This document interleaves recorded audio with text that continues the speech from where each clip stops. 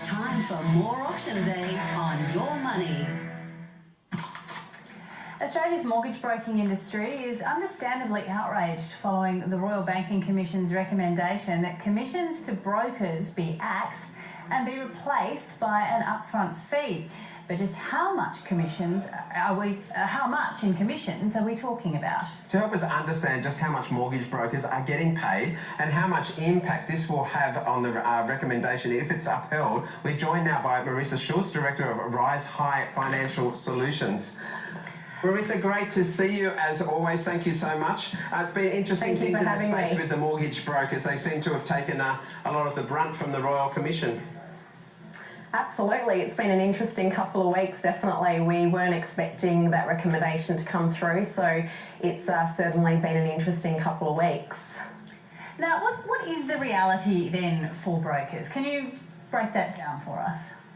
So the Haynes Royal Commission report has recommended a consumer pays model, which basically means that he's recommending that Australians pay for the service that they receive from mortgage brokers, and instead of the banks paying us and Australians being able to access a fee-free service, Australians now have to pay an upfront fee to mortgage brokers for the service they provide.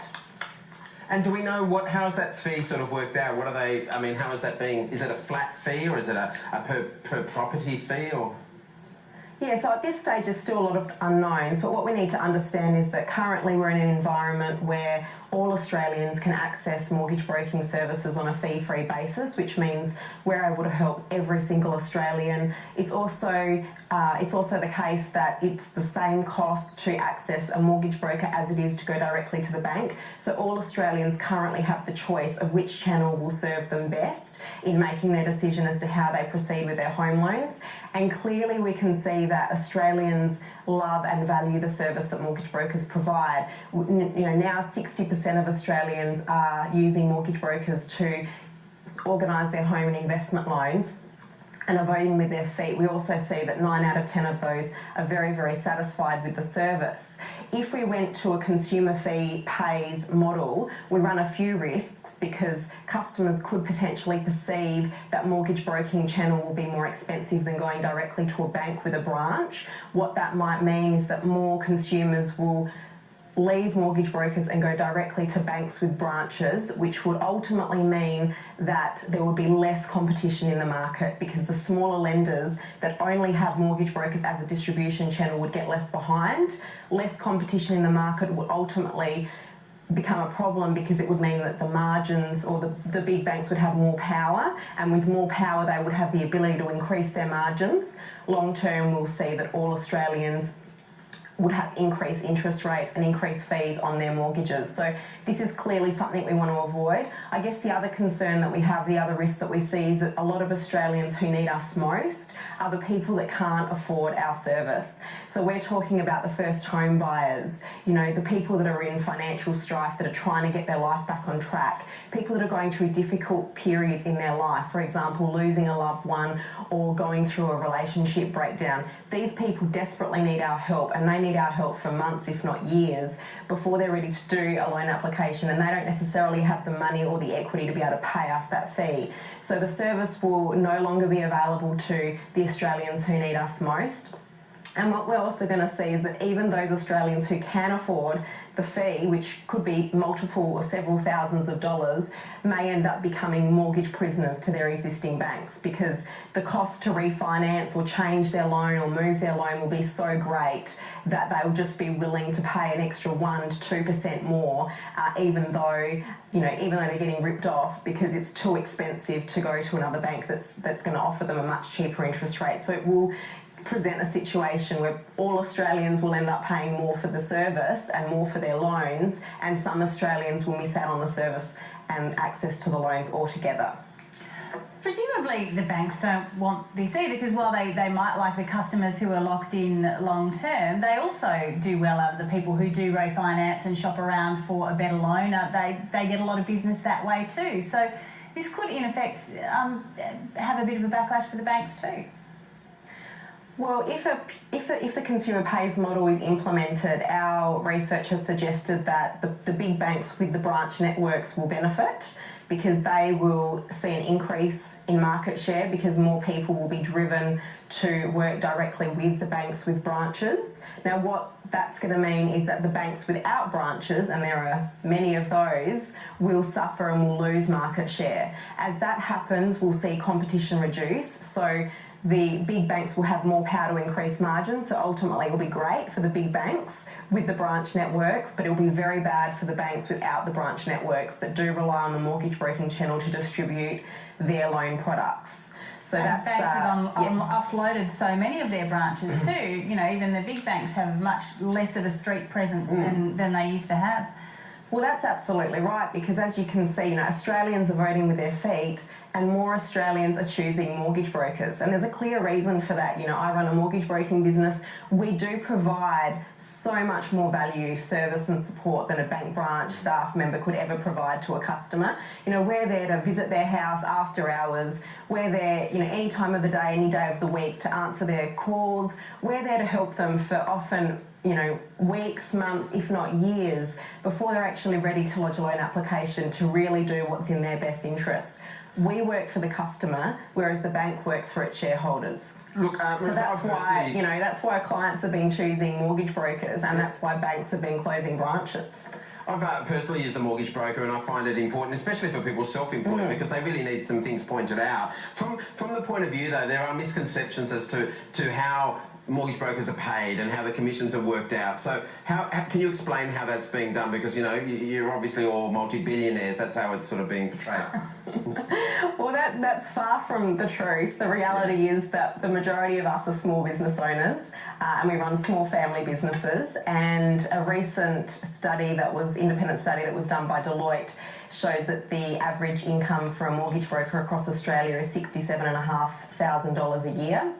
So clearly, you know, it's not this perception that we are all millionaires. We're really just small business owners trying to do the right thing by our clients. And the reality is we have no choice but to ensure that there's great client outcomes, because our clients are our lifeblood. You know, that's what we rely on. The way that we get paid currently is that the bank pays us a commission, and it's pretty similar across the board, across our lenders. We've got 60 lenders on our panel, and there's very little variance across the commission rates. We get paid an upfront commission for the purpose of presenting the loan to the bank and taking it through to settlement. We only get paid that upfront commission if the loan actually settles, and that upfront commission has to be repaid back to the loan if anything happens during a 2-year period, like for example the customer goes into default, or the customer gets a divorce, or someone dies, or the loan has to be refinanced. We actually have to pay almost, with many lenders, 100% of that upfront commission back to the bank. The other commission that we receive is an ongoing trailing commission, which is a very, very small percentage of the loan balance minus any offset funds. So this trailing commission once again gets paid if the customer is meeting their financial obligations, and this trailing commission allows us as mortgage brokers to provide ongoing service and support to our clients. For example, in our business we offer free annual reviews to all of our clients where we review all their loan facilities, we reprice their facilities with their current bank to try and get them a better discount and a better interest rate and keep the banks honest long term. We're also there anytime they need to provide advice about, you know, switching their repayments, switching their interest only to P&I, their fixed rates, their variable rates, and we basically, you know, provide that backbone to helping them through any scenario that they have during that period. So that's how we get paid, basically. What about bonus commissions? Yeah, so the industry has been moving away from bonus commissions, and the industry, you know, whilst 9 out of 10 consumers are extremely happy with the service they receive from mortgage brokers, as an industry we're always continuously trying to improve, and that's why over a year ago we set up the Combined Industry Forum. And that's a forum that has looked at every aspect of the industry and trying to self-regulate to ensure that everything that we do, and our remuneration structure, but everything else is in line with consumer outcomes and ensuring the best possible consumer outcomes. As part of that combined industry forum, there has been a move away from bonus commissions, and we're seeing now that no bonus commissions can be paid that impact customer outcomes, and we have seen that start to shift. Now, that combined industry forum was set up well before the Royal Commission took place, so as an industry, we are taking it upon ourselves to try and ensure improved outcomes for our consumers, because we want to see, our consumers really benefit from our services as they have previously. So as you said, it's obviously affecting people like first home buyers or somebody to get in, but there can be an argument that people then paying the commissions up front and the money's up front sort of takes away that worry of the ongoing commissions anyway. So people are still paying for a service that they're getting anyway, but you're saying that it's a negativity to people not wanting to pay that figure up front. Well, so no consumers are currently paying for the ongoing fee that we receive as trailing commission. So just to put some perspective around this, for an average $300,000 loan in South Australia, we would get after GST about $1,600 up front, and we'd get an annual income of about $370, okay? So the consumer actually does not have to pay a higher interest rate if they use a mortgage broker. So the bank is absorbing the cost of our commission in their loan.